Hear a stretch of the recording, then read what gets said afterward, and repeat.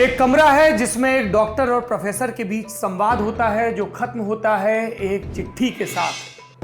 14 दिन बाद वो चिट्ठी खुलती है तो कई लोगों की त्योरियां चढ़ जाती हैं, क्योंकि उसमें से एक नाम निकलता है। ये नाम एक संगठन के सर्वे सर्वा का नाम है। ये संगठन वर्तमान में देश की सर्वे सर्वा राजनीतिक दल का भी नीति निर्धारक है।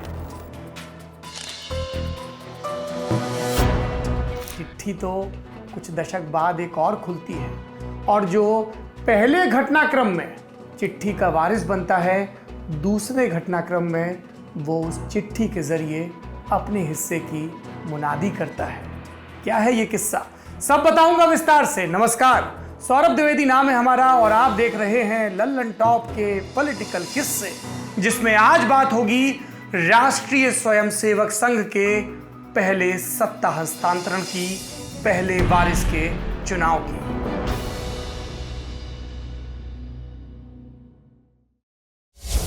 बीस जून 1940 का दिन था। नागपुर के एक कमरे में एक डॉक्टर और एक प्रोफेसर थे। दोनों ही पेशे के लिहाज से पूर्व थे। डॉक्टर बुजुर्ग, बीमार भी, प्रोफेसर अपेक्षाकृत जवान।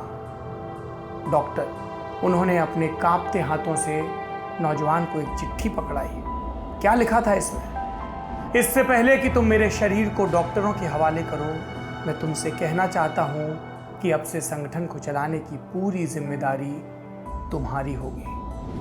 अगले रोज यानी 21 जून को डॉक्टर की मौत हो गई। डॉक्टर केशव राम बलिराम हेडगेवार की मौत हो गई, और उनके बाद संगठन यानी राष्ट्रीय स्वयंसेवक संघ के प्रमुख, या संघ की भाषा में कहें तो सरसंघ चालक बने माधवराव सदाशिवराव गोलवलकर। एक बार फिर से संघ की भाषा का सहारा लूं तो गुरुजी। लेकिन उत्तराधिकारी चुनना इतना आसान था क्या डॉक्टर के लिए? यह सिलसिला इस घटना से लगभग 3 दशक पहले शुरू होता है। महाराष्ट्र के केशव बंगाल में डॉक्टरी पढ़ते पढ़ते अरविंद घोष के संरक्षण में चलने वाले क्रांतिकारी संगठन अनुशीलन समिति से जुड़े। डॉक्टर बनकर नागपुर वापस लौटे तो कांग्रेस में सक्रिय हो गए। कांग्रेस के 1920 के नागपुर अधिवेशन के दौरान उन्हें संगठन बनाने का पहला सम्यक अनुभव भी हुआ। वॉलंटियर्स के संगठन का नाम था भारत स्वयंसेवक मंडल। इसकी जिम्मेदारी थी कांग्रेस के अधिवेशन की सब जिम्मेदारियां संभालना। लेकिन 3 बरस बाद तक डॉक्टर हेडगेवार का कांग्रेस से मोह भंग तेज हो चुका था।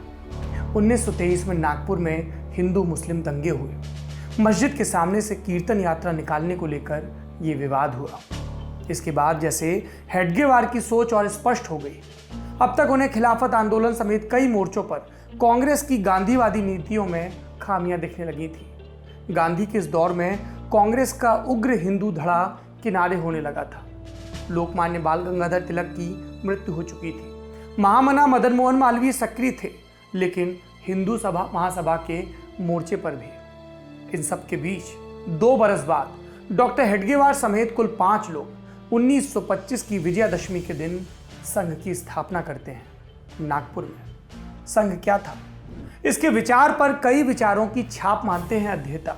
बंगाल के अखाड़ों और यूथ क्लबों में पनपे गर्म दल वाले अनुशीलन समिति से संगठन, आर्य समाज का भी प्रभाव, राष्ट्र की अवधारणा पर खूब ध्यान, सावरकर की हिंदुत्व की अवधारणा का भरपूर असर। लेकिन संघ बनाते ही डॉक्टर हेडगेवार ने कांग्रेस से अपना संबंध खत्म नहीं कर लिया। कांग्रेस के नेतृत्व में चल रहे आंदोलनों के साथ उनका सहमति और असहमति का संवाद चलता रहा। मसलन गांधी जी के नेतृत्व में शुरू हुए दांडी मार्च के दौरान सविनय अवज्ञा आंदोलन हुआ। इसमें डॉक्टर हेडगेवार ने हिस्सा लिया, लेकिन व्यक्तिगत रूप से संघ को इससे दूर रखा। संघ के संगठन का लगभग 1.5 दशक तक विस्तार चलता रहा। इसमें उनका सक्रिय सहयोग किया कांग्रेस के उनके साथी नेता अप्पाजी जोशी ने। संघ के शुरुआती दौर में इससे किशोर जुड़े थे, वो भी खासतौर पर विदर्भ के इलाके के। फिर जब यही किशोर उच्च शिक्षा के लिए देश के दूसरे बड़े शहरों में विश्वविद्यालयों में गए तो उनके साथ साथ संघ का विस्तार शुरू हुआ। ऐसे ही एक किशोर स्वयंसेवक थे प्रभाकर दानी, जो बनारस हिंदू विश्वविद्यालय में पढ़ने गए। यहाँ प्रभाकर ने शाखा लगानी शुरू की और एक रोज शाखा में आमंत्रित किया अपने जूलॉजी के लेक्चरर को। ये लेक्चरर विषय के अलावा यानी अपने विषय के अलावा दर्शन और इतिहास पर भी छात्रों से चर्चा किया करते थे। बीएचयू के छात्रों के बीच ये गुरुजी के नाम से मशहूर थे। इनका नाम था माधवराव सदाशिवराव गोलवलकर। डॉक्टर हेडगेवार का गोलवलकर से बनारस प्रवास के दौरान संवाद हुआ, फिर उन्हें नागपुर न्योता गया और एक बरस बाद गोलवलकर खुद ही अपने परिवार के दबाव में लेक्चरारी छोड़कर नागपुर आ गए, कानून की पढ़ाई करने लगे और तभी संघ से उनका भरपूर जुड़ाव हुआ। उन्हें लगातार अहम दायित्व देकर हेडगेवार भविष्य के लिए तैयार करते रहे, लेकिन हेडगेवार के प्रयासों को 1936 में झटका लगा। इस साल तक गोलवलकर लॉ की डिग्री हासिल कर चुके थे, लेकिन उनकी संघ से ज्यादा अध्यात्म में रुचि जागी थी। ऐसे में वह परिवार और संगठन को छोड़कर योग ध्यान के लिए बंगाल चले गए, स्वामी विवेकानंद के गुरु भाई स्वामी अखंडानंद के सानिध्य में। अगले बरस स्वामी का देहांत हुआ तो गोलवलकर लौटे।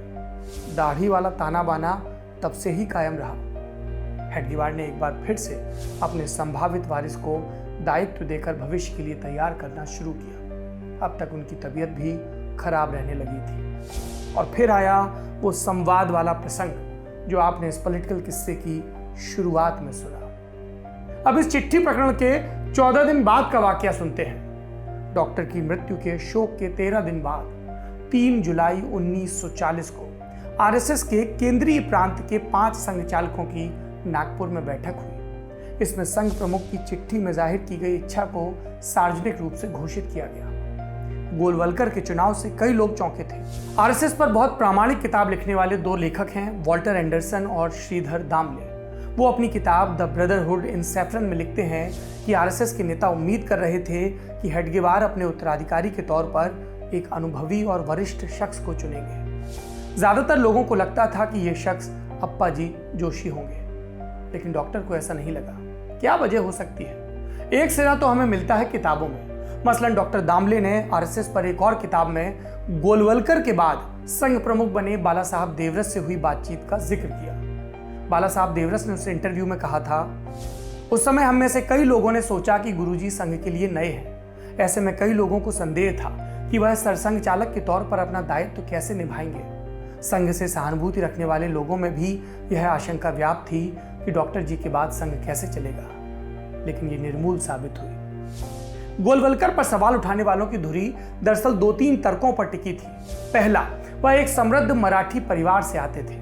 दूसरा, जीवन के शुरुआती दौर में उनका राजनीति या संघ के प्रति रुचि खोजना मुश्किल था। और तीसरा, गोलवलकर अपनी सन्यासी प्रवृत्ति और रुक्ष स्वभाव के लिए जाने जाते थे, लेकिन डॉक्टर हेडगेवार को लगता था कि वही सर्वश्रेष्ठ विकल्प हैं संघ के नेतृत्व के लिए। इसकी वजह बताई हमें आरएसएस से संबंधित विषयों पर लिखने वाले एक और राइटर विनय शारदा ने। उनके मुताबिक डॉक्टर हेडगेवार अपने उत्तराधिकारी के रूप में एक ऐसे व्यक्ति को चाहते थे जो लंबे समय तक संघ के क्रियाकलापों का मार्गदर्शन कर सके। गोलवलकर इस पैरामीटर पर खरे उतरते थे क्योंकि वह युवा थे और प्रोफेसरी के अनुभव के कारण उन्हें युवाओं को आकर्षित करने वाला संवाद भी आता था। उनके ऊपर कांग्रेस का हैंगओवर भी नहीं था। यही तर्क अप्पाजी जोशी के खिलाफ भी जाता था। हालांकि अप्पाजी को न चुने जाने की एक वजह उनकी उम्र भी थी। वह लंबे समय तक सरसंघ चालक का दायित्व निभा नहीं सकते थे। हेडगेवार का यह चुनाव, चिट्ठी का तरीका और उत्तराधिकारी नामित करना, गोलवलकर ने भी इसे आगे बढ़ाया। गोलवलकर की 1973 में मृत्यु हुई। उनके बाद स्वयंसेवकों के नाम 3 चिट्ठियां खोली गई, गोलवलकर की लिखी, जिनमें से एक में अगले सरसंघ चालक के रूप में बाला साहब देवरस का नाम था। इस पूरी चर्चा में सरसंघ चालक, वारिस, उत्तरदायित्व एक दिलचस्प एंगल जोड़ा बातचीत में वरिष्ठ पत्रकार राम बहादुर राय ने। उनके मुताबिक बहुत से लोगों के लिए हेडगेवार द्वारा गुरुजी का सिलेक्शन आज भी वैसी ही पहेली है जैसे महात्मा गांधी द्वारा अपने उत्तराधिकारी के तौर पर नेहरू का चुनाव। गांधी ये भली भांति जानते थे कि नेहरू उनकी कार्यपद्धति पर आगे बढ़ने वाले व्यक्ति नहीं है, फिर भी उन्होंने उनका चुनाव किया।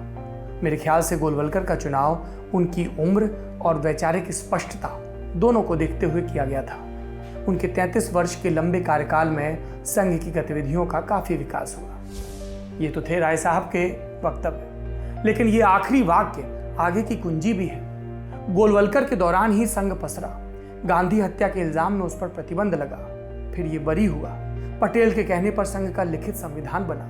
गोलवलकर के दौर में ही भारतीय मजदूर संघ, अखिल भारतीय विद्यार्थी परिषद और विश्व हिंदू परिषद का गठन हुआ। समाज के अलग अलग तबकों तक ये पहुंचे और संघ में लोगों को लेकर आए। और सबसे अहम चीज, श्यामा प्रसाद मुखर्जी की पार्टी को इसी दौर में आत्मसात किया गया। इसका नाम निर्धारण भारतीय जनसंघ, इसके शुरुआती कार्यकर्ता, इसकी भविष्य की रणनीति और स्वरूप, सब में संघ का दखल था।